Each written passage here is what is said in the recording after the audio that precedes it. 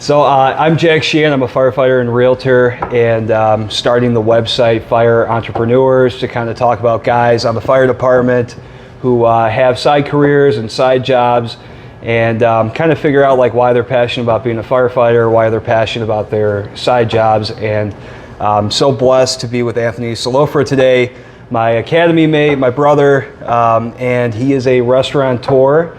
Owner of ASH Gastropub, and also a firefighter on Engine 15. So thank you for being with us, and hoping to learn more about the restaurant business and kind of your story today. Yeah, happy to share, and thanks for having me on. Thanks, brother. So I know a little bit about Garfield Ridge because I was a firefighter originally on Engine 32, right up the street from ASH. But I didn't grow up in this neighborhood, and you did, and your restaurant is here now. So, I mean, if you can tell me, like, what is it like growing up in Garfield Ridge?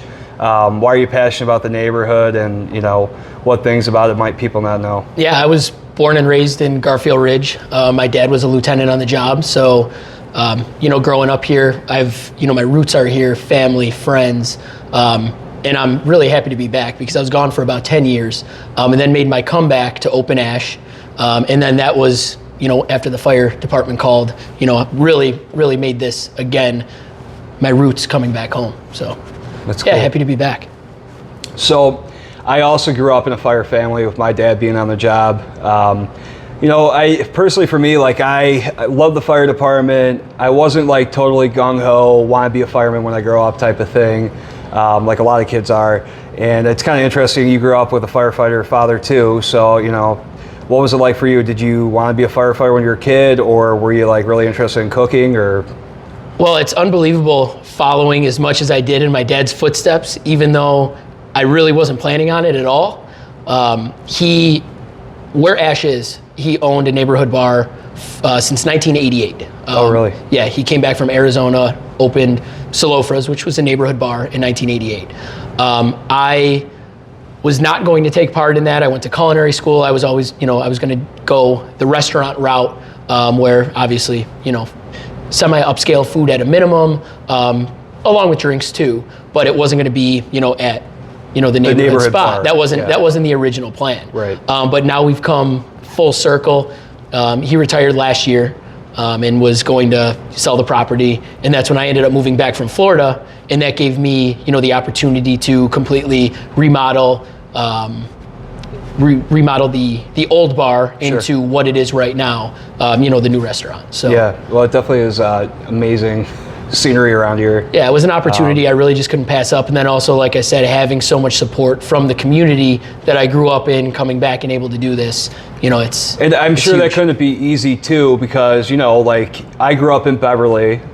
It's a very similar blue collar neighborhood. We got dive bars more than gas stations in the neighborhood.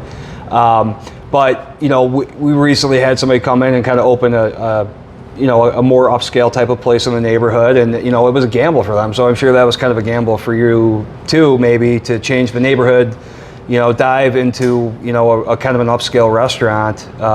So I don't know, like, were you kind of hesitant to do that, or did you know you wanted to invest in the community? Well, growing up here, I knew exactly, obviously, what we have here, and when I lived here, what I needed to go and get in terms of, you know, going to a restaurant. We're going to neighboring suburbs or going downtown. Okay. And it doesn't make sense that we have so many people around here that I know that do the exact same thing.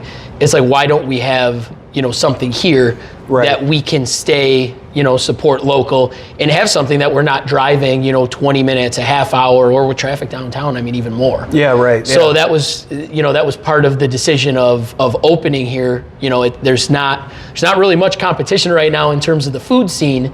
With that said, in the future, I mean, hopefully we become more of a destination, but right now, you know, we needed something a little bit more, you know, upscale than your typical, you know, neighborhood bar, Right. or, you know, even just neighborhood pub food. So Yeah, and you know, I would say even in my neighborhood, like I remember growing up, you know, you kind of run out of places to go for dinner, and, you know, growing up from a working class background, when you go out to eat, it's kind of like, it's a treat, you know, especially when you got a family and there's other kids besides you and your parents, and, you know, not having a lot of options sometimes could be a little bit suffocating.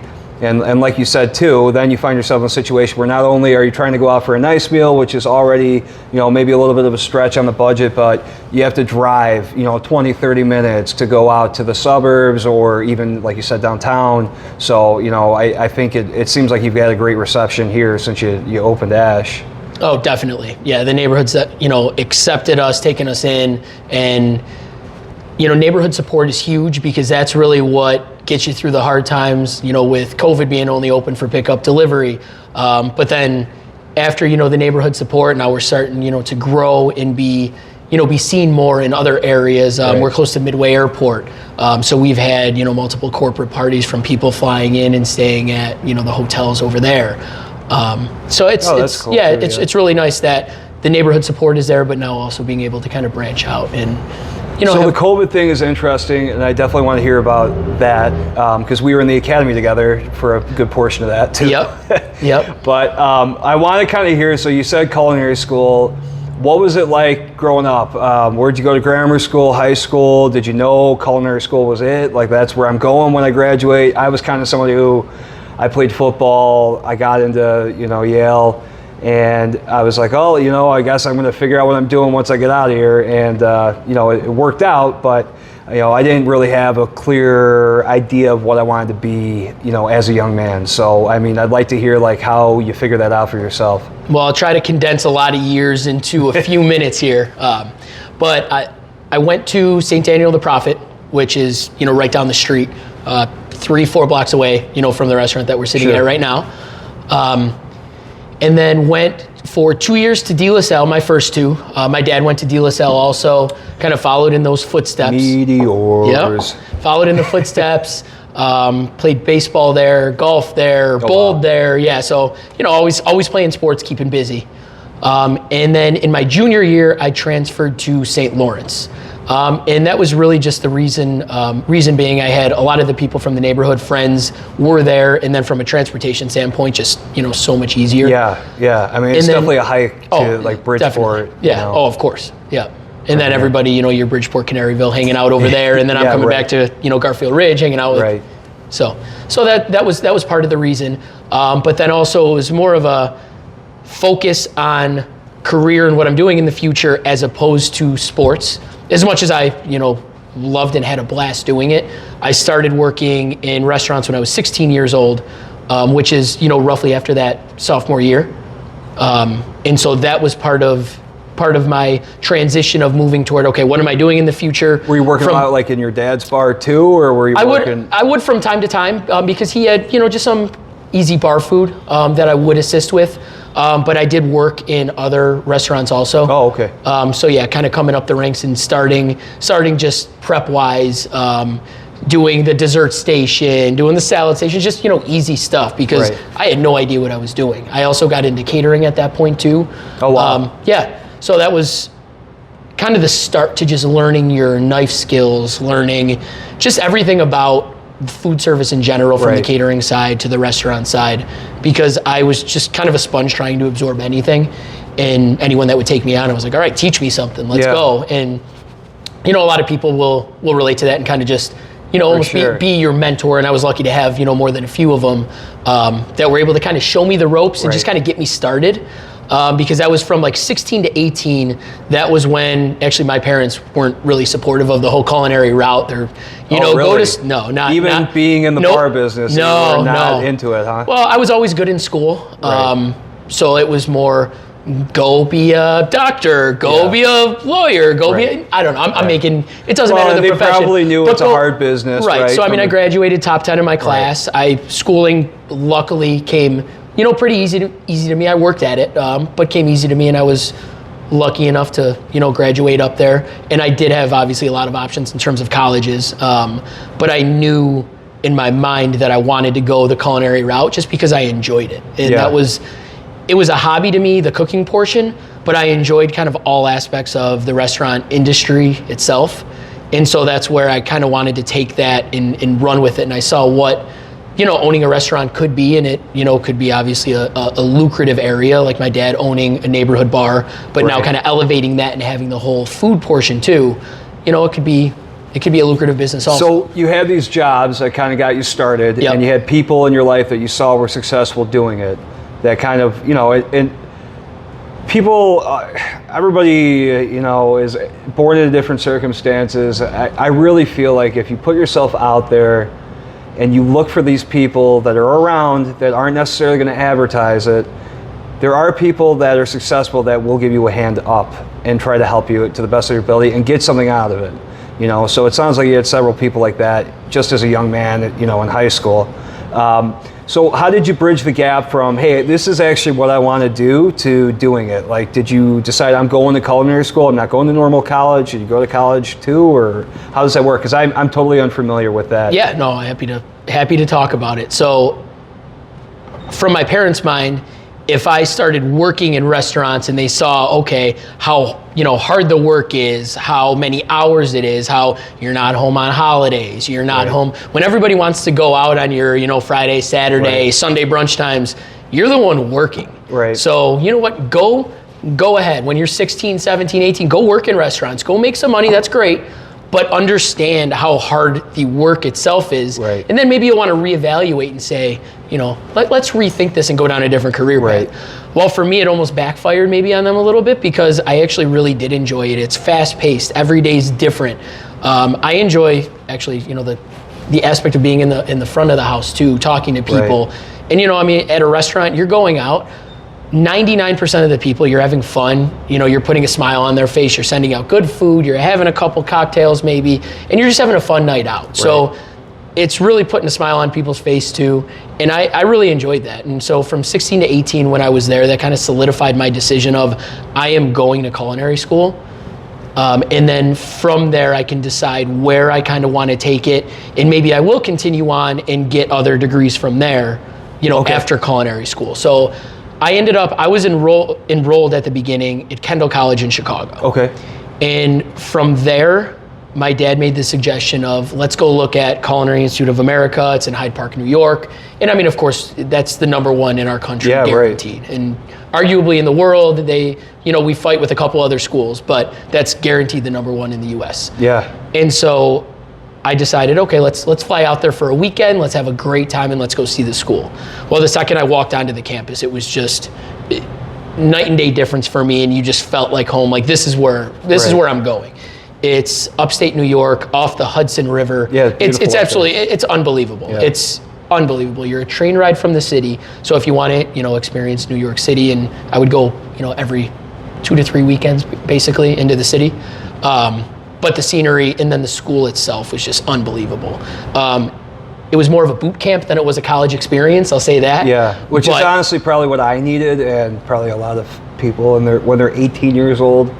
Yeah, I think having a little bit of, a real discipline to what you're doing and having goals, I mean, that's the hardest part, I think, especially when you're young, is just having the goals and learning the skills of tracking what you're doing and having a set path forward where you're actually able to measure against what you did. So it sounds like you at least avoided a lot of the college slump that people fall into.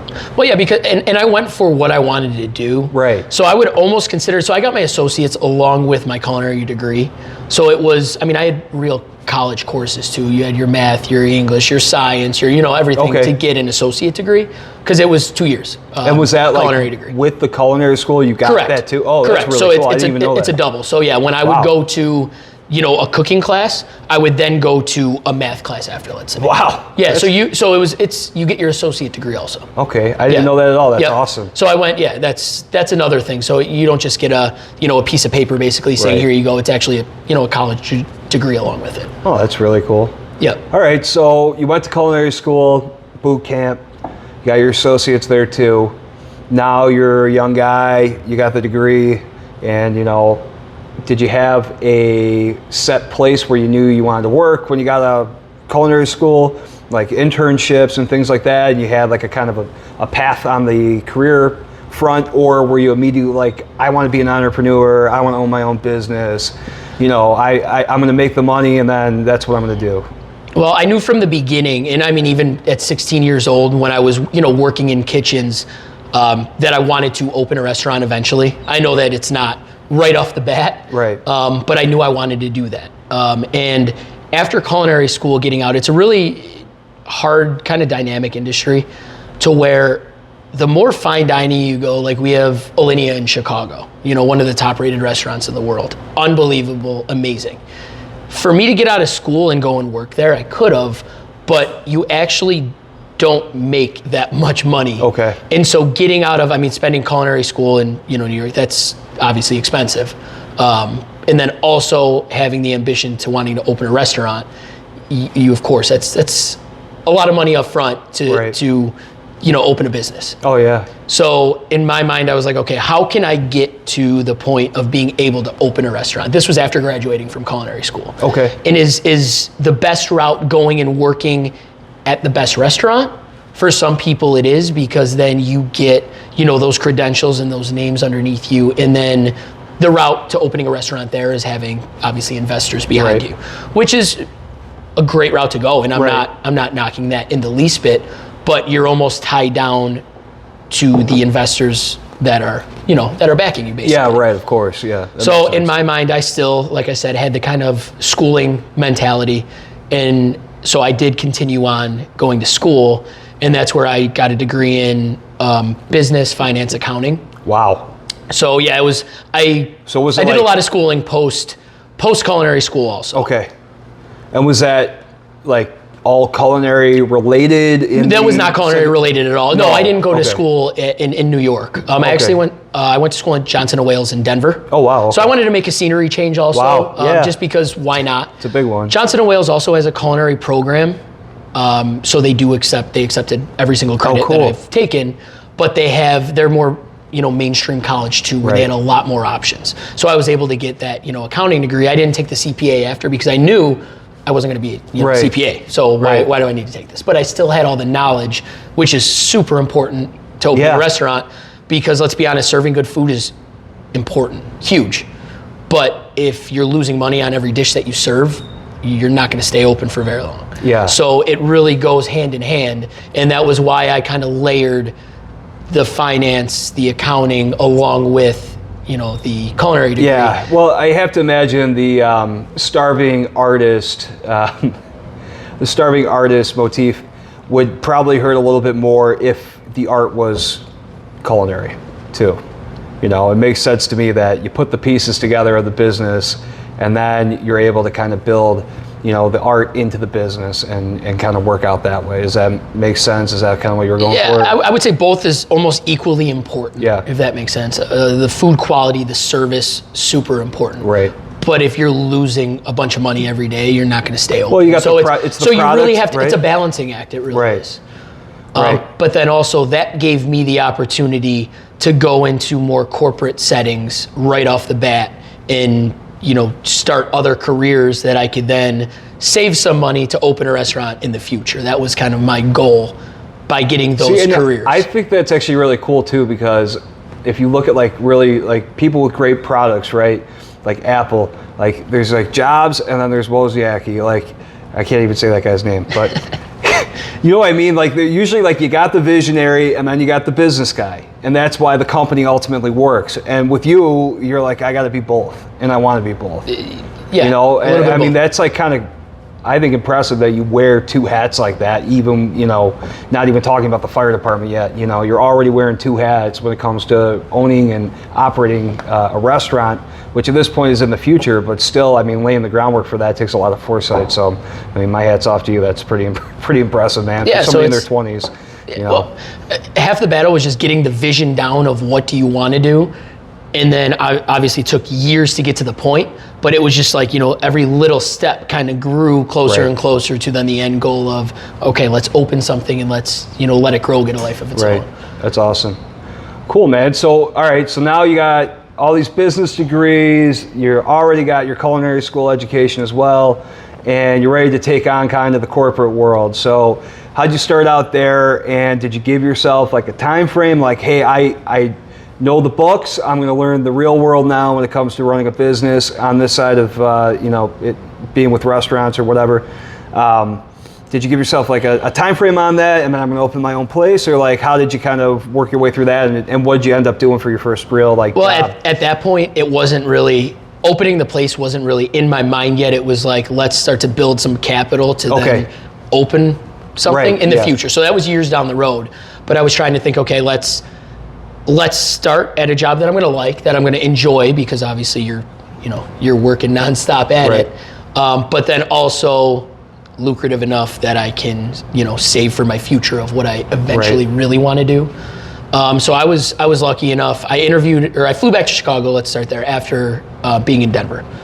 And I was looking at, okay, what can I do? What can I get into? What should I do? Because at this point, this is where the question mark came into play of, all right, I did all this. Now what do I do? It's a little scary, actually. Yes, it is. Yeah. So I interviewed for, some jobs. And at the end of the day, a job I interviewed for that I would consider myself underqualified for. But at the end of the day, a lot of people don't have the degrees that I had along with the culinary degree. Because a lot of people that are the culinary minded, love the culinary side, but they don't have that other business side too. And so that's where I wanted to use both of them, and I was able to actually get my next job, which was managing the food and nutrition department at Northwestern at the hospital. Wow. Okay. So the interview process for that was unbelievable. I mean, Did you intend to come back to the Chicago area out of college, or was that just kind of like the best of many offers? Well, after college, after graduating, I came back. I was going to take, it's post-college. I graduated actually a little bit early. You put a lot more work college than a lot of people, including myself. So I was going to take a couple months. Let's figure out what I want to do. But I was still, also looking at job openings around, because my family's here, my friends here, and I've just been gone for the last, 4 years. So it's not a bad thing being home for a little bit too, just kind of seeing everybody. So you ended up with Northwestern kind of being the first main. Well, went to the interview. Career, I was what I thought underqualified, because I was going up against people honestly in their 50s. Wow. That were, it was, a great job, obviously. But at the end of the day, I was offered the position. Went to countless interviews, actually. I think it was 4 or 5 that it ended up being, until getting the actual job itself. But then started working at Northwestern at the hospital, and then everything from, working with the patient service meals to the accounting portion of it.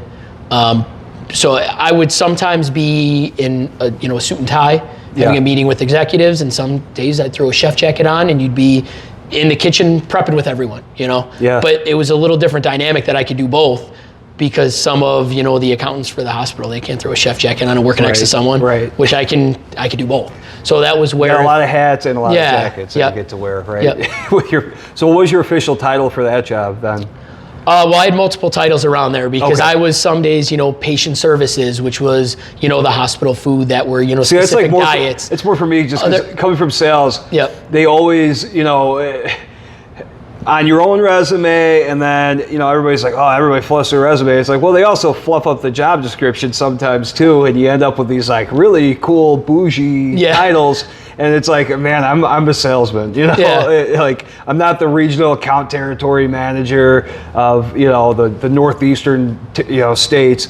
But anyway, it's just kind of funny, because I figure, especially with a job like that where you actually are doing about 25 different things, exactly. They probably had like a really interesting actual one-line job title for that. But that's it was. You're wearing a lot of hats. You really are. That's and it was cool, man. a little bit different position, but I was lucky enough to travel around then. Actually, Yale, New Haven. Oh, really? I opened one of their hospitals out there, one of their wings. Oh, wow. So I was there for a while. I don't remember exactly how long. I think you told me that in the academy. That's actually pretty crazy. It was about 6 months I was there. So I lived, in New Haven for about 6 months. What year was that, do you remember? Oh, geez, that was a while ago now. I know. That was... We're getting old. 2013, maybe? Dude, is that weird? I would say ish. Give or take a year. About that. But regardless, if it was around that period, I was there, from 2011 through 2015. So, wow, we lived near each other. We could have walked past each other. Yeah. Oh no, definitely. Yep. Oh, it's so funny, man. We probably could have been sitting at a bar like this and not even knowing it. Yep. No, exactly. Crazy. Yeah. Man, that's funny. So, do you ever go to Louis when you're out there? We would. Of course. Awesome. Yeah, multiple times. Yep. Yeah, they always... pizza out there is phenomenal too. Yep. It's unreal. Absolutely. Yeah. New Haven's kind of a wild city. Yep. Interesting place. Oh yeah, for sure. yeah, a lot of fun. A lot of fun, but obviously a lot of work too. Going to open a hospital. Or one of their hospital wings. That's a lot of work. That hospital is a huge institution out there. Oh yeah. People don't really like know that. Like the Yale New Haven Hospital is like a enormous deal. Yeah. So that's like super impressive too. Yeah, so it was fun. So I was able then, once Northwestern, I opened Lurie Children's Hospital actually. Oh wow. So that was around that time too. That's cool. Yeah, so it was fun.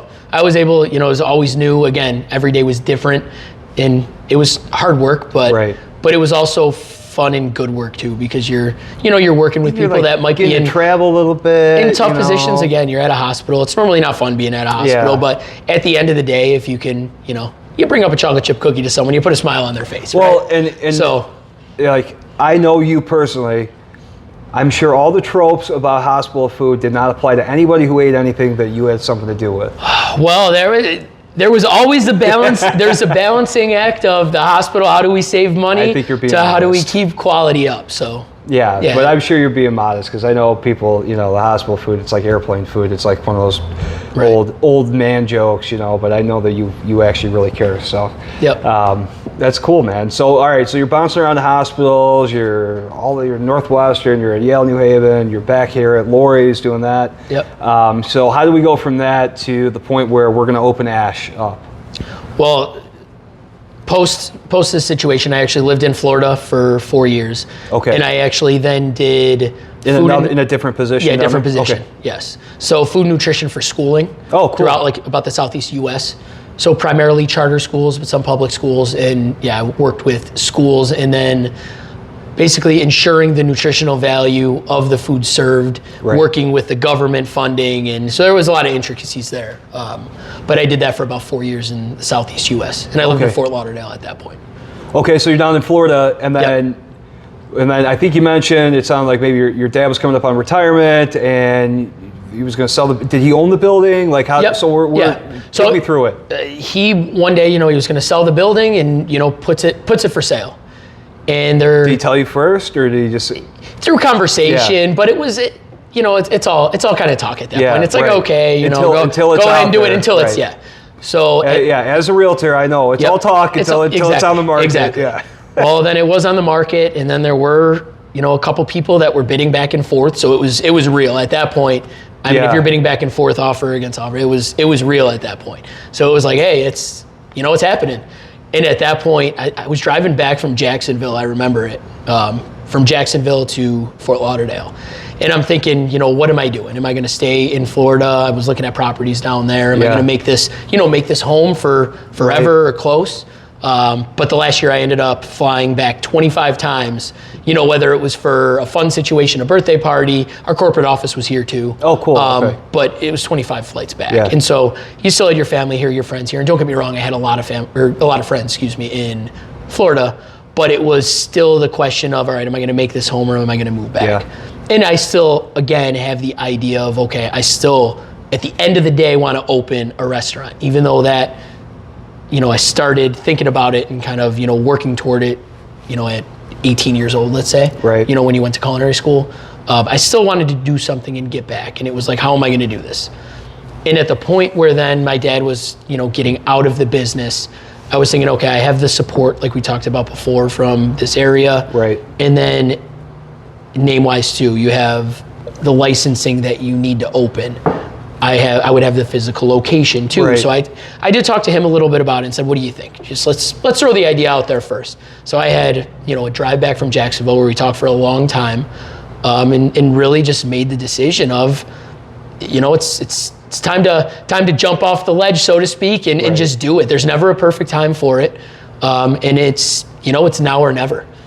And do you think if you didn't buy your dad's place that you would have opened your own place in Florida eventually, or were you like really ingrained in this corporate track that you were in at that point? Because I mean, now it's been several years since you were in college, and like, you had the dream, but like now it's like, hey man, I'm making money. Right. I got no risk. I got insurance. I got a 401k. Oh, I'm sure it's kind of like, yeah, I mean, that's the dream, but this is pretty good too. So, I mean, do you think you would have opened a place down there? Or, I mean, do you think if did I start looking at locations? No, but you still feel like you were kind of on that I'm not married.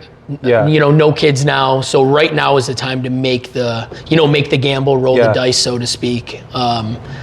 Do I think I would have? I can't really answer that question. That's tough to say. But I still, in the back of my head, knew that I wanted to do it. I knew I wanted to do it at some point. In doing it in Chicago, where I have, the help from family, the help from friends, and I mean, even just doing, obviously build out of this place. It was everything is brand new. Your roots are so here. I know exactly. I know so many more people here that can support as opposed to somewhere else. So I knew around here would make sense for me. And if I didn't do it at this point, am I going to do it? Yeah, right. And so it's not that you necessarily. So it put the pressure on me. It really did put the pressure on me to make the decision of, am I doing this, or am I going to continue to climb the corporate ladder? Right. Which I don't know if any decision is wrong, but how many people do you know from back in the day said, I always wanted to do this. Why didn't I do it? Well, I think everybody has something, something they wanted to do. It goes back to what your parents were saying when you were younger. Be a doctor, be a lawyer, restaurant, you got to work the weekends. I went to an Ivy League school, and I kind of knew, after not that long there, I wasn't going to be the guy who was going to be content in my life to work 80-hour weeks on Wall Street or in some brokerage, like sitting behind a desk. And nothing against anybody who does any of those jobs, but even if you were to become a lawyer or a doctor or whatever, those people are business owners too. They're working the weekends too, and it's like we kind of have this idea in our head that there's only certain jobs that'll make you successful, but I just think that it's like one of those things where if you have a niche and you're passionate about it and you pursue it, that's where you can really find, something that's going to make you content in life. You know what I mean? That's what I kind of think. Yeah. I mean, you're spending hours and hours doing it, so you might as well do something that you like doing as opposed to, for me, sitting behind a desk. That's not me. I'd rather be, bouncing around here, going from the kitchen, going to the table, going. Yeah. And you built something, you built it, So tell me about that. How did we build it? Like, so we're deciding, like, we're jumping in with 2 feet. I'm buying your building, Dad. And we both obviously we talked for hours and both agreed that if you're going to do this, now's the time to do it, because you might never do it again. So, jump in, let's go. And so I, of course, put my time in. I stayed in Florida for about another month, after, telling the company that I was moving back. Moved back to Chicago, and then the transition of actually starting, leaving that corporate world to starting building this actually did take some time, because building something in the city is not always the easiest, especially when you're talking something this extravagant and it being a business. Permitting is not easy. It's an undertaking. It really is. Yeah. So I definitely might have underestimated building something in Chicago and the amount of time permitting would take. So it actually did take some time just to get the demolition permit. Well, and just to be able to start knocking walls down. Right. It took almost 6 months to get that permit, which is that's unbelievable. Crazy. Yeah. And I'm sure you didn't want to, come in and slap a new coat of paint on the place and say, oh yeah, this is a restaurant now, and I'm the chef, and but really it's kind of like you made it your own. This is like, correct me if I'm wrong. It's totally different than it was when you grew up, right? Yeah, it's completely different. Everything is new. Did you end up like almost tearing the whole place down, or just kind of gutting the whole thing out? Literally everything. Yeah. Everything. So from the ground up, literally. Absolutely everything. That's amazing. So it's everything. So what year is this approximately? The building itself? Yeah, like once you start construction to like. What year? Oh, okay. What year did we start in? Yeah. So we opened in 2019. Okay. In 2017-ish, I would say, started the process of getting like permitting, let's say. So this is kind of what I'm getting at. 2017, we're going all in. I'm putting my money on the line. We're going to do this. That was when I almost made the decision of, all right, I'm going to come back. You're going to jump in with 2 feet. So it had to go through 2 years of all the permitting. Well, yeah, I still had to finish my work and everything. I still had to make the move back. I still had the personal things that you have to figure out of moving. Oh yeah, across absolutely. But it's a 2-year process, and finally gets to 2019. So what month did you guys open? November to the public, November of 2019. And I think then we did some everybody private remembers parties. what Private is parties coming prior. next. Yeah. Private parties prior, obviously, but yeah, there was a lot of hours. So I actually did a lot of the work here myself with a lot of help from others in terms of building tables, other stuff. Oh, of course, man. I'm sure it was crazy. But I'm just saying, like, dude, it's 2 years of like a lot, and we opened in November of 19. So I'm sure that was like extremely exciting for you. Yeah, unbelievable. We had an outcry of support from the neighborhood, from everywhere, because people saw the construction that was going into the building, which, I mean, you've walked in and you've seen the place. It's unbelievable. You wouldn't know you're in the same place. There's a lot of people that come in and say, there was a bar I used to go to. It was right here somewhere. I'm like, you're actually sitting in it. You're here. And it's unbelievable. I mean, you wouldn't recognize really anything. I mean, this is the original bar that I refinished. The original cooler's over here, the back bar. So there is some of that old school feel, but it's it's brought back to life. All right, so this is gonna be I'm gonna make sure we're still recording real quick, because we've been getting into it, man. Sweet. All right, because I don't want to miss this part. So, all right, it's November of 2019. Yep. Me and you were at the same time, going through the processing for the Chicago Fire Department, correct? That started 2 weeks prior to our opening date that was set, yes. Cool. So the paperwork portion, going to the academy, filling everything out, yes. That started 2 weeks prior to the date of opening. So I guess my first question to you is, why didn't you just tear that thing up and throw it in the trash? You're about to open a restaurant. Because opportunities are a good thing. Being a firefighter is a great job. I obviously, it's in my family. Yeah. Love it. Wanted to do it. I want to do everything, to the point of I'm always doing something, and there's almost not enough hours in the day. So it's a job that a lot of people want. I want. It's fun. Right. I have to at least give myself the opportunity to get to the point of saying, all right, do you want to become a firefighter? Right. And then if at that point I say, you know what, no, I can't do it, then so be it. Then I made the decision, but I gave myself the option. Sure. Yeah. I mean, that was kind of my thing when I took the test too. I didn't know where I was going to be. I kind of knew when I got my number approximately how many years it would be. And I said, well, let's see where I am in 5 years. And, ultimately for me, even though I was living in Philly at the time, I was like, nope, taking it,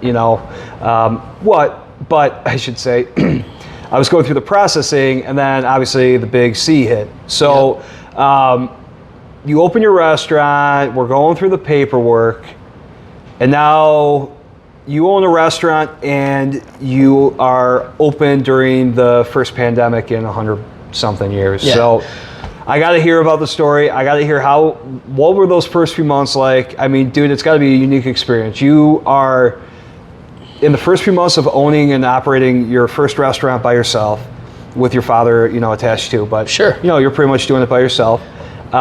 Which is already, I'm sure, extremely challenging, because you get a ton of buzz, and then you got to hey, is this gonna? Yeah, you have to back up what you've said it's going to be. The amount of effort that you're putting in. Right. It still has to all come together and be the experience that it could be, should be, and that people want to come in for. Right. So that's any period of time ever. Yep. But you're also now dealing with COVID. So I just want to kind of hear, we had 4 to 5 months prior to COVID. So but still, the opening of it's not even half a year, Anthony. No, I know, but the opening of a restaurant is unlike anything else. It is like, we were lucky enough to be very busy from the first day that we opened. Right. We did some private parties as soft openings, but we didn't have a soft opening in a sense of a lot of corporate restaurants. You have a corporate opening team. So day one of a restaurant, you have an extra 20 people around to serve, to clean up, to bus, to cook, to greet people, I'm not a corporate restaurant. I don't have 20 people that are trained in the kitchen, trained in the front, I don't have that. Right. Do I have a staff that's behind me?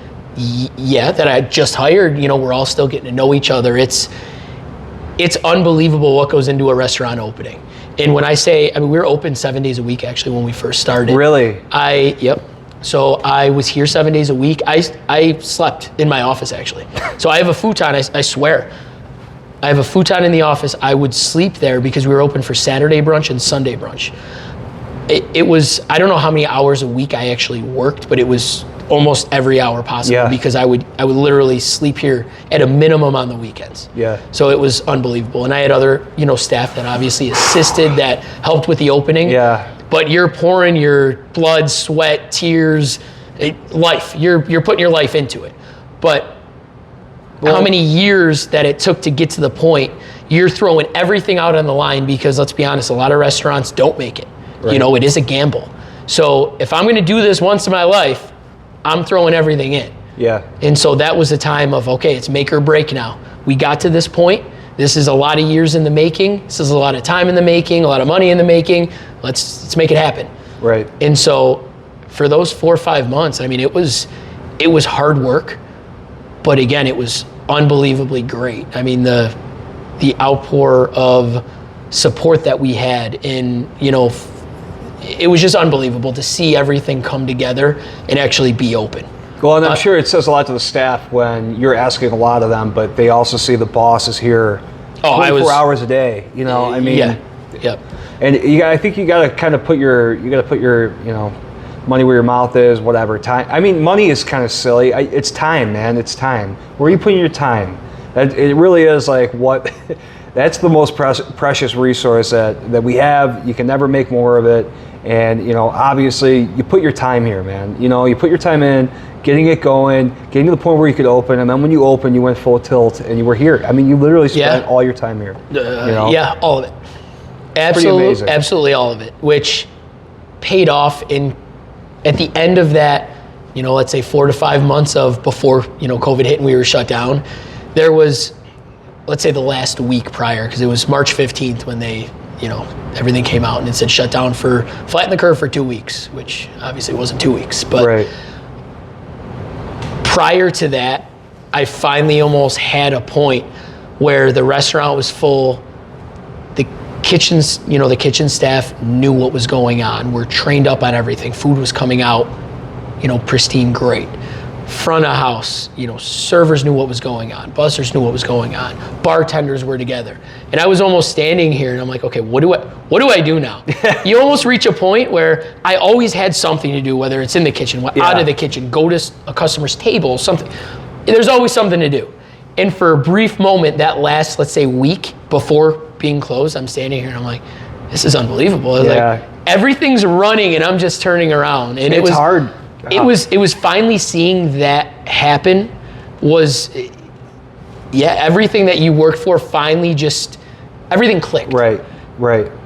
And when you have those few moments of your life where everything comes together and you're here, man. It's surreal. It's almost surreal to see. And it's almost like, I'm going to speak for myself, not for you.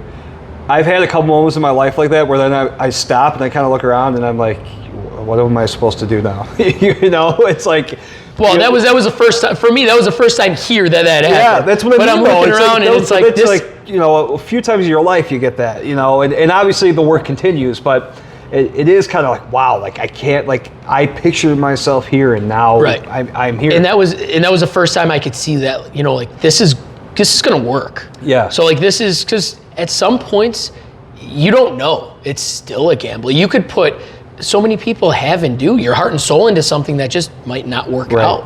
Right. And so it's always it's a gamble. It is a little bit scary. Well, but at that point you're looking around and you're like, this is working. Yeah. Everything is working. We're busy. We're full. We're sending out great food.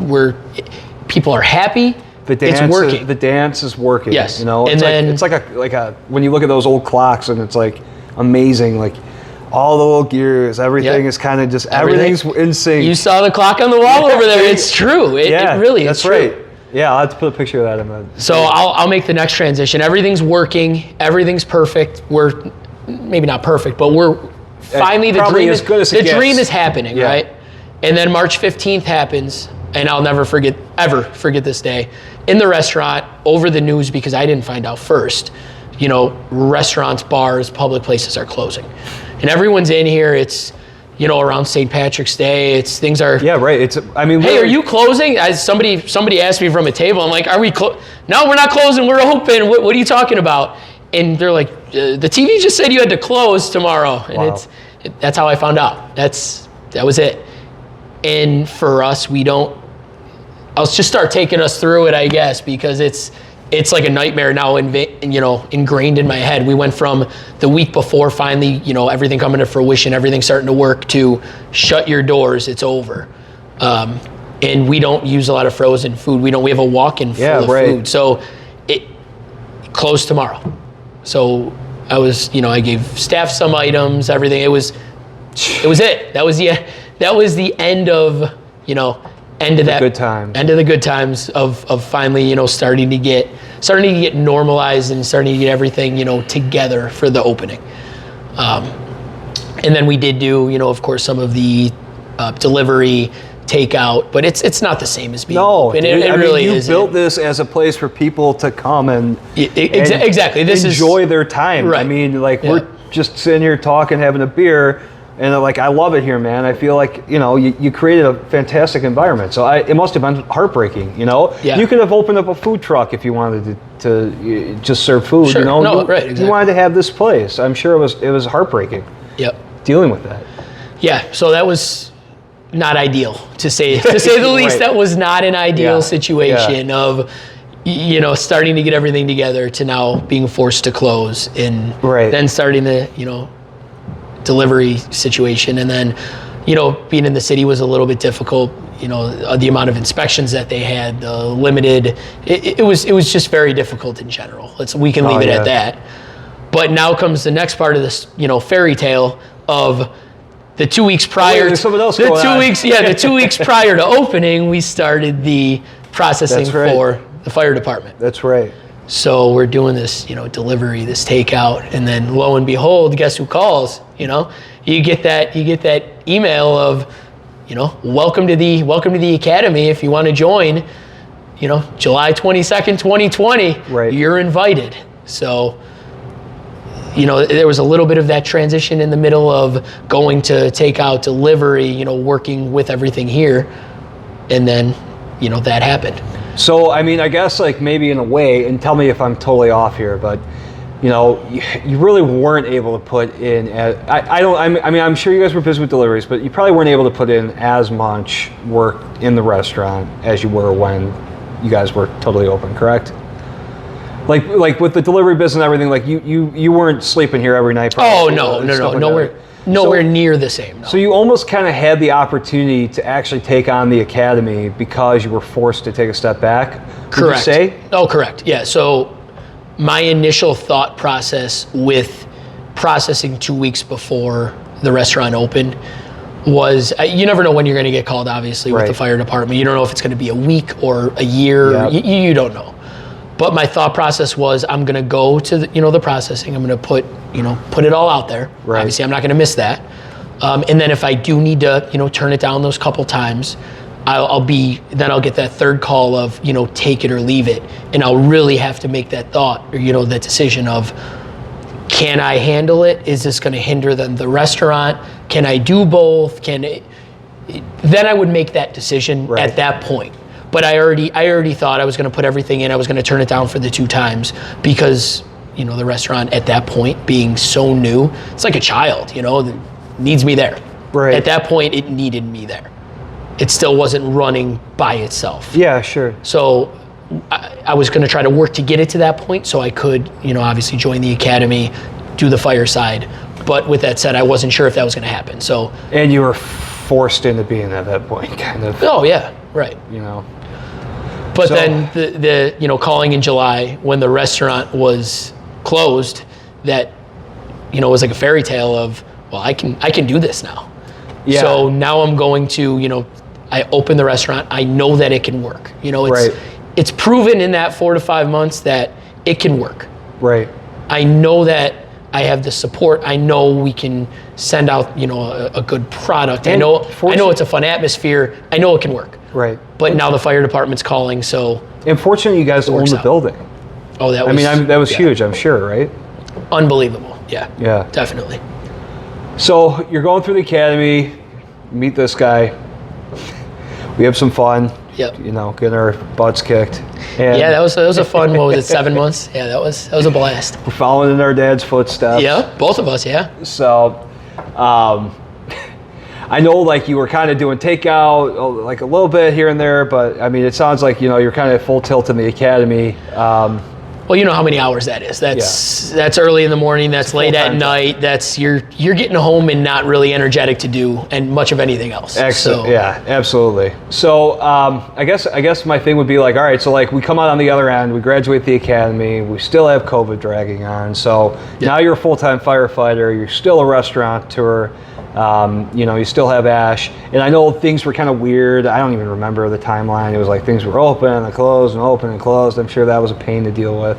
But how was it, especially in the last year, I guess, really, like being a full-time firefighter and a full-time business owner?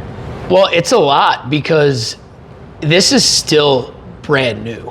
Yeah. We were in like I said, that 4 to 5 month range of it wasn't, it was a new restaurant. Right. It wasn't like some of the places that were, started in, 1940.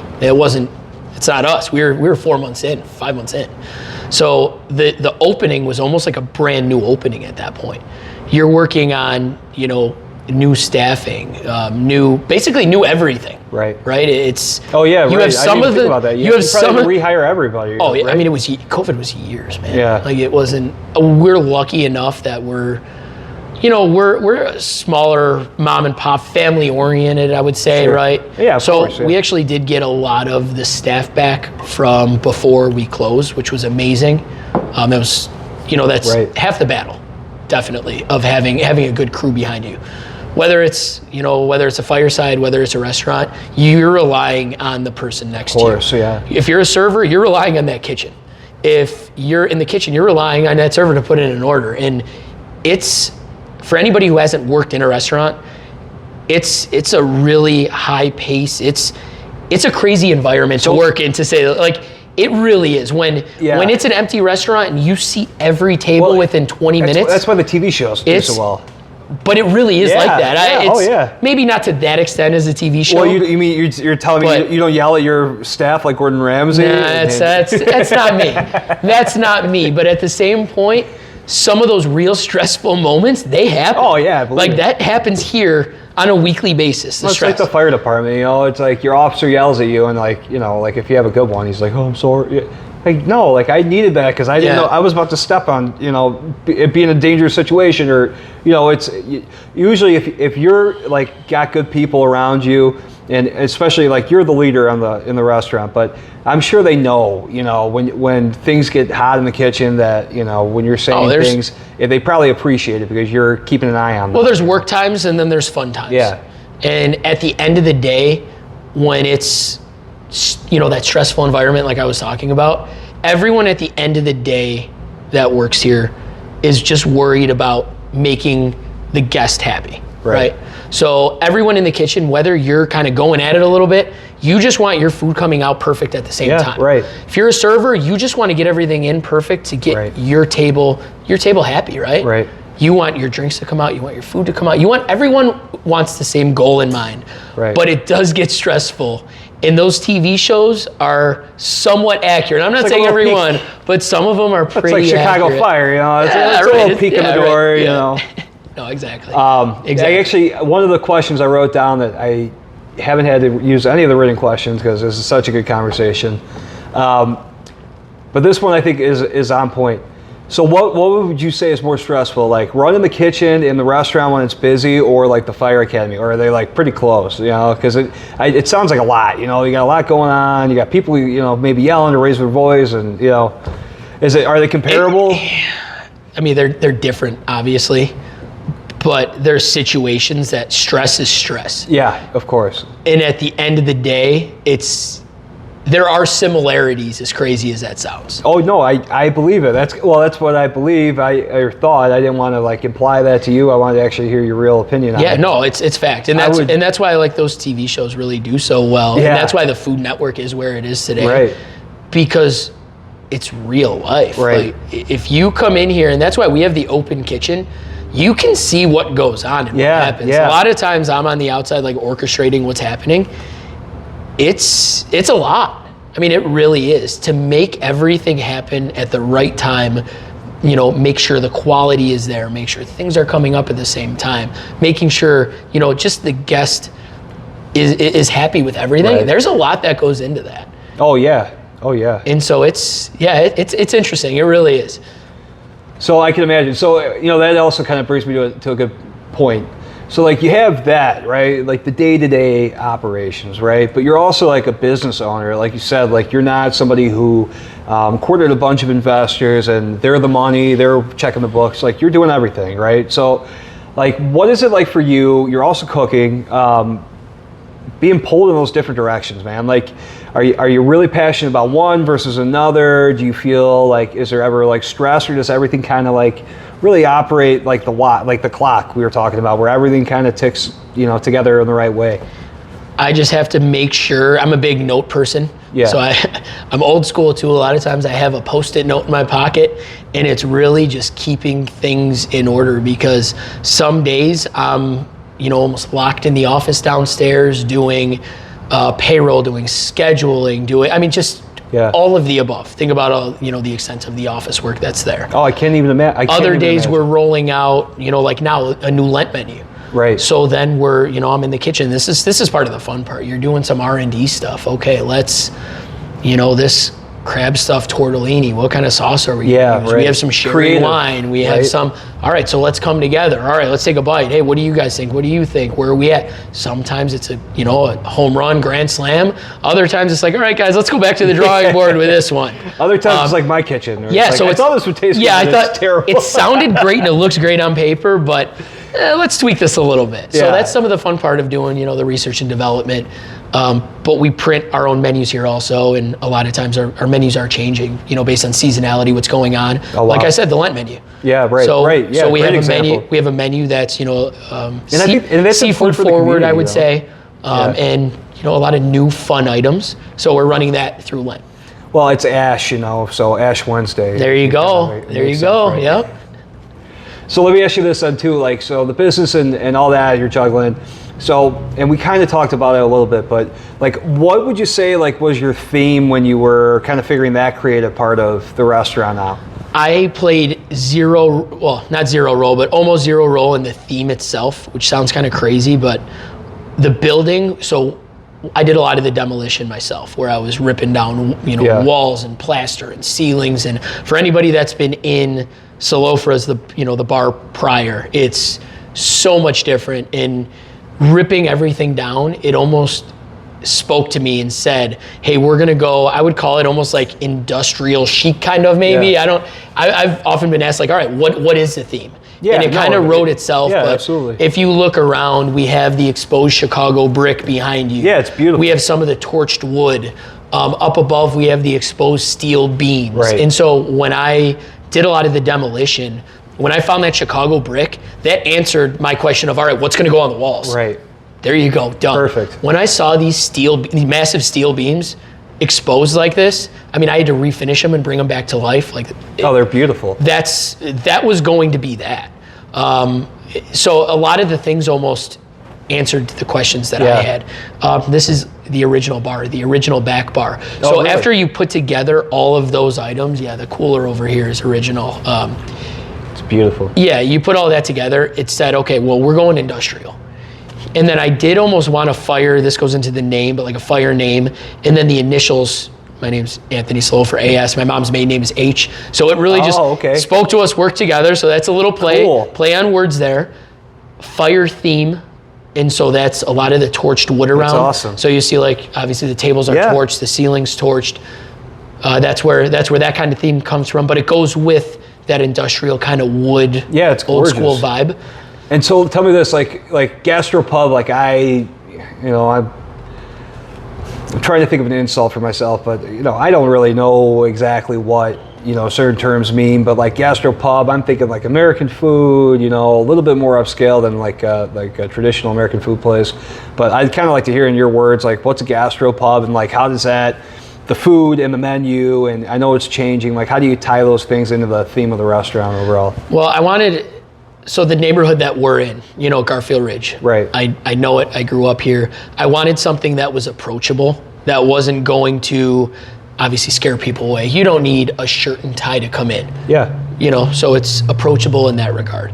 But I also wanted semi-upscale food that you could come in and not get your, you know, normal fried food that you would go to just pub fare. Not that there's anything wrong with that, but we wanted to almost elevate ourselves from there. Right. So I wanted to almost mix those two worlds together. As you could see, you can come in, you know, watch a game, have some smoked wings. Nothing wrong with that. Or you could come in with your family and have, you know, a multiple course dinner. Right. So that's where it almost morphs the two together of you have your like smoked old fashioned, for instance. So you're gonna have a nice cocktail. You could be watching a game, or you could come with your family, and it really just kind of relates and speaks to everyone. It's not just coming in for, you know, a special occasion. It's, you know, you can make this your neighborhood restaurant spot. And you still get to kind of have that feeling of, it's like, it is kind of still like I'm sure your dad's bar served that purpose of being that neighborhood pub, so, you know, a place in the community where people can get together and talk and hang out, and, you know, and by what you've done here, you've also made a place where you could come and get a great meal too. So it's like, you know, you could have the families here, and like you said, you know, we could still have your drink and watch the baseball game as well. Right, I mean, no, that's exactly. Awesome. I mean, I apologize for being distracted. There were literally people walking by the big glass, beautiful door you got, looking in, because it's just so impressive in here. Oh, really? So yeah, they're peeking in. So I was trying not to get distracted, but I mean, dude, fine. It's like, I don't blame them. It's pretty awesome in here. They probably were wondering if you were open. Yeah, it happens sometimes. So yeah, dude, that's awesome. So what does success look like to ASH in the future now? Like, I mean, you guys weathered the storm of COVID. You are on the fire department now full time. You've figured out that balancing act. Is this it? Do you want to go to other locations with it? Do you want to just kind of keep this as good as it gets, or, you know, what are you thinking? Well, right now, I would say, as crazy as this sounds, we're still at that tail end of COVID, but then also restaurant opening. Yeah. So I really want to get that normalization down of, all right, let's get what is stable here. Let's get this just comfortable, I would say. Yeah, right. And so we're still semi-limited hours. We're open Wednesday to Sunday now, but maybe expand those out a little bit. Oh yeah. And then really just get things semi-streamlined here, I would say. Yeah. Well, and with you doing everything, I'm sure you're kind of looking for people you can delegate stuff to, right? I mean, down the line. Delegate, but also just get everyone comfortable, because we're still getting, from an employee standpoint, everybody comfortable, knowing what's going on. We're still rolling out menus. Right. We're still new in terms of that. Yeah. So I want everything to get a little more comfortable here in terms of everything that we just spoke of, but then, you know, even just growing the name a little bit more too. Everyone knowing that we're open and making this location where we are all that it can be. And then maybe thinking of that afterwards. Yeah. Because there's still a lot of expansion things that we can do now. So we make a house spice, which we use for a lot of our smoked rubs and everything. We get asked. I want some. So some of I had a lot of projects actually that I was working on pre-COVID. You know, that's another market of going into that. So I mean, working on bottling. So we were doing that. That was actually. What about like catering? I mean, you guys did so much like takeout business during COVID. We do actually have a catering. We have a catering menu that is online, and we do catering. We do a lot of private parties also. That's huge. So working more on getting our word out there, basically, that we're open fully, making sure staff is all comfortable, and then kind of thinking, okay, what are our afterthoughts, like I said, about quite a lot maybe bottling, maybe doing some other items. That's cool. Yeah. So let me ask you this, like, you know, you're also on the fire department. What's your favorite part of being a firefighter? You know, why are you passionate about the job as you are about the restaurant? You know, what, I mean, outside of the academy and getting through it and the opportunity coming at the right time, you know, what's been kind of the thing that's kept you going to work happy on the fire department, if you are happy? Yeah, no, I like the fire department because it's every day is a little bit different, and you never know what you're gonna get. Yeah. What call is gonna come in? I don't know what's gonna come in next day. Right. You know, are we gonna have a fire? Or are we not? What are we gonna do? What's gonna happen? So not only are you helping people, but you don't know. You're always on your toes as to, you know, every day is new. Yeah. And I brought this up prior to saying, and I brought up just, the accounting aspect of it. Yeah. It's very important to know, but I don't want to be the one that's, constantly for 8, 10, 12, 15 hours sitting behind a desk like this, crunching numbers. I know what I'm going to do every day, every second, every time. Right. And so that's where the restaurant, it's always new. It's always fun. Same thing with the firehouse. You never know what you're going to get. And the It's camaraderie new of the people too, Oh, right? definitely. But it's also, it's fun. You're energetic. You never know what you're going to get. You're helping out people, whether you're putting a smile on someone's face that's having dinner in the restaurant, or you're helping someone, on a medical run, or, Right. Pulling someone out of a burning building. Right. There's still some crazy similarities. I know it's not the same, but you're making people happy, Right. or you're helping them. So Right. it's fun. It really is. At the end of the day, majority of it is actually fun to do because of that reason. You're putting a smile on a face. You're helping someone. So no, I enjoy doing both, and yeah, it's a good time. Cool, man. I was going to ask you something else. Oh, this is a good one. So what advice would you have for somebody who's like, maybe you're like how you were in high school, like really passionate about something, maybe not even cooking, but passionate about like a niche thing? What would you say to them? I mean, you're somebody who like, you've lived the dream, Do you have any advice you give to like young people? Yeah, I would just say look at the path that you want to do, and just have that goal in mind and keep chipping away at it. Because a lot of people now are into instant gratification. Yeah. In something, like a building business like this. It's not going to happen overnight, but making that decision to go to culinary school and then maybe taking that corporate job right out did get me to this point. So kind of keep that goal in mind and just keep chipping away at it. And yeah, know what you want to do and keep working toward it. Yeah. And eventually, you'll be there. Might not be tomorrow, might not be next year, but all of those decisions that you made will get you to that finish line, that point. It's awesome, man. So anything else you want people to know out there about the restaurant? You guys are open basically full time now. Yeah, I mean, we're going to start expanding hours. We do a lot of private events, which is amazing. We have a great brunch on Sunday. We change the menu frequently. Cool. And yeah, we like to have fun here. So come in, enjoy a nice meal, enjoy a nice drink. Nice, man. And I'll have all of Anthony's details for ASH Gastropub up on the website, along with the contact information and location. He's at 9822? 6822. West Archer. Read it backwards. Yep. Yeah, you read it backwards. 6822 West Archer. 6822 West Archer. That's Chicago, of course. Chicago, Illinois. Come down here. This place is awesome. His menu changes, so maybe I'm sure you're here most days. It's on our website. Yeah, so you're more than welcome. Check out the website. Like I said, we do have our standard menu, and then we do have a special Lent menu going on right now too. So cool. Yeah, you can check out both of those on our website. Well, thank you guys for staying with us. Please check out the website. We have Anthony's details for his restaurant on there. There's also other referrals for firefighter businesses. If you're looking for anybody from a plumber to a contractor to a restaurant, please check it out. And thank you again, Anthony, for having me today. This has been awesome. I'm really happy I finally got to get down here and learn about your restaurant. Yeah, happy to do it. Thank you very much. Thanks, buddy. All right. Cool. All right, man.